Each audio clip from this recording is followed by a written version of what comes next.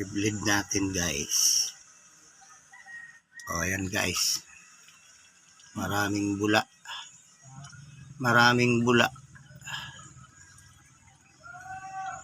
yun ang hangin sa fluid, yun o, yan, bumubula. Pag di yan na solid, wala yung clutch, paloko-loko yung clutch. Yan o, maraming hangin guys, dapat masulid siya. Pag solid na, wala na yung bubbles, saka natin yan isasara na bleeder valve.